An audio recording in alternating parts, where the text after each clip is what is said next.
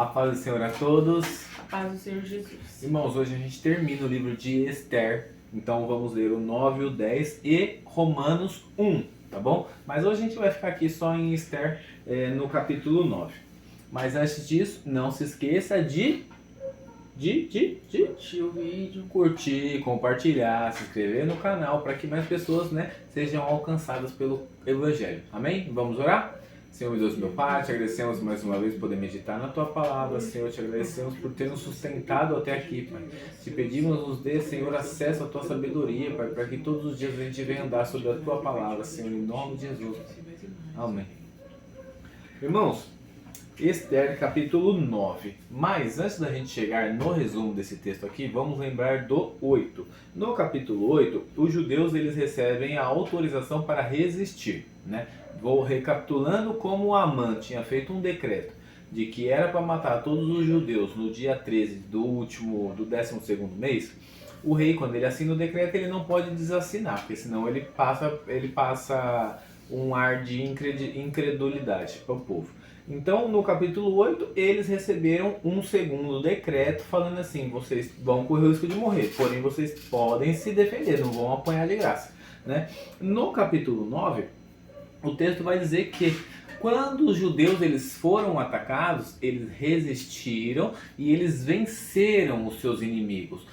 Porém, Amã, ele tinha dito o quê? Que ele traria 300 e não sei quantos quilos ou toneladas de prata para dentro do tesouro do rei, que era para convencer o rei de que ele ia ficar mais rico, certo? Isso porque os judeus eles também tinham posses na terra, Eles pagavam tributos, mas eles tinham posses, e quem matasse ficaria com seus despojos, que seriam aquilo, tipo assim, alguém invadiu minha casa, me matou, vai ficar tudo que tem em casa, certo? Então, os judeus, eles não fazem para se vangloriar, eles não fazem para crescer no reino, eles fazem só para se defender. Isso aqui é interessante porque o texto vai dizer que eles resistiram, eles venceram e não tocaram no que eram das outras pessoas. Isso é muito interessante, porque eles olharam e falaram assim: não, eu nem quero nada, eu quero só me defender. Ponto. Eu não estou de olho, eu não sou ganancioso. Não era uma satisfação para eles igual para os outros. Exatamente. Quem estava de fora e virou inimigo dos judeus já era por ganância, porque o judeu estava ali e não estava dando trabalho para ninguém. Só Mordecai que não quis se joelhar para o rei. Agora, para o povo de Suzã ou das outras províncias, tanto faz, tanto fez. Se o judeu vai passar para lá, vai passar para cá. Tanto que o povo de Suzã não fica perplexo, Como a gente falou no texto, Amã tá bebendo com o rei e o povo ficou perplexo, tipo, nossa, por que isso? Então, para o povo, creio eu que ele estava tanto faz, tanto fez, era só mais um povo ali no meio de tantos povos que estavam cativos, que vieram cativos da Babilônia e acabaram parando ali.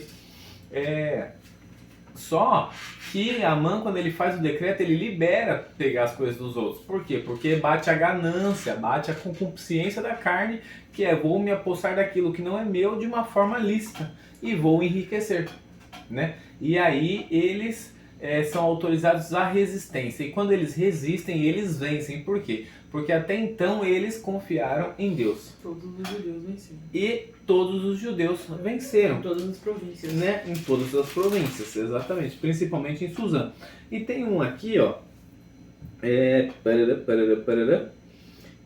Também os demais judeus que viviam nas províncias do rei se reuniram e organizaram para defender a vida e se livrar dos seus inimigos. Mataram 75 mil dos que os odiavam. Olha quanta gente. 75 mil pessoas foram mortas, E isso dos inimigos. Os judeus tinham muito mais do que isso. Então, se os judeus morressem, ia fazer uma diferença muito grande. Agora, como os inimigos, nem todos atacaram os judeus, Então, os inimigos só das províncias foram 75 mil. Fora os de Suzã, que morreram no dia 13, porque o judeu se defendeu.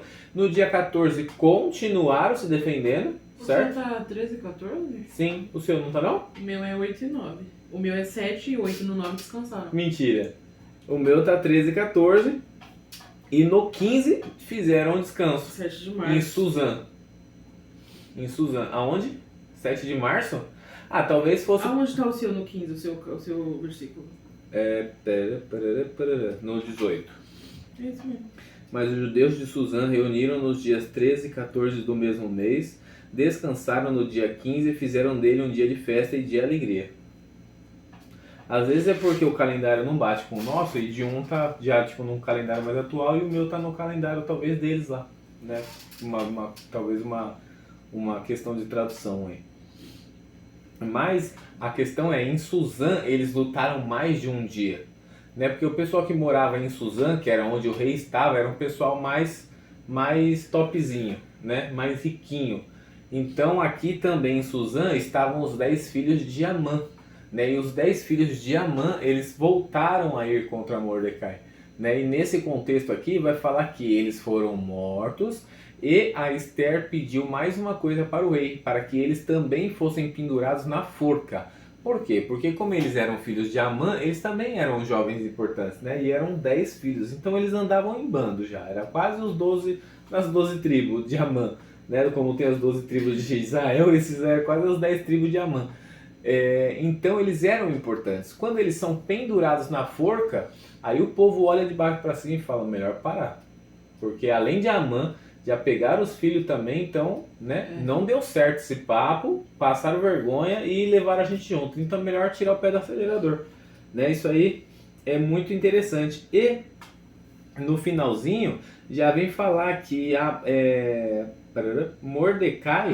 Mordecai ele cresceu muito na presença do rei. Lá no 10 vai falar que ele cresceu muito na presença do rei, tanto que o seu nome foi escrito na história dos livros dos reis da Pérsia e da Média. Isso aqui é muito, é honroso, né? Honroso. Como aconteceu com José, a história de José não está nos escritos do Egito, né? Porque não tinha isso lá.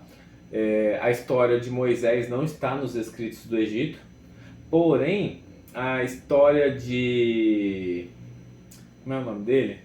Aquele rei que pegou Jeroboão. Roboão? Como é que é o nome dele?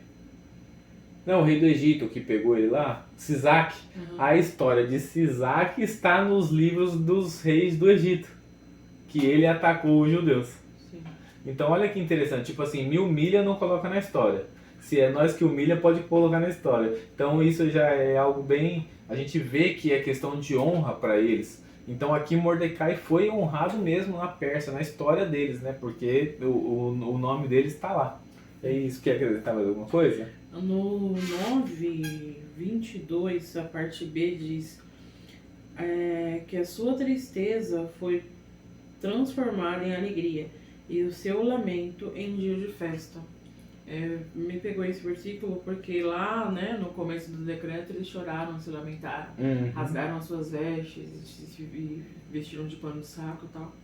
E aqui eles fizeram disso tudo uma alegria, um dia de festa, a festa de Purim, e o lamento se tornou a alegria, a festa deles, né? Exatamente. Você vê que Deus ele faz um recomeço, Deus ele muda cativeiros. De um fim ele faz um novo começo. É isso. Amém? Vamos orar? Senhor, Deus, meu Pai, te agradecemos mais uma vez por poder meditar na Tua Palavra. Toma em Tuas mãos nossas vidas, Senhor, para que a gente guarde nos nossos corações a Tua Palavra todos os dias, Senhor, em nome do Senhor Jesus, Pai. Amém. Tchau!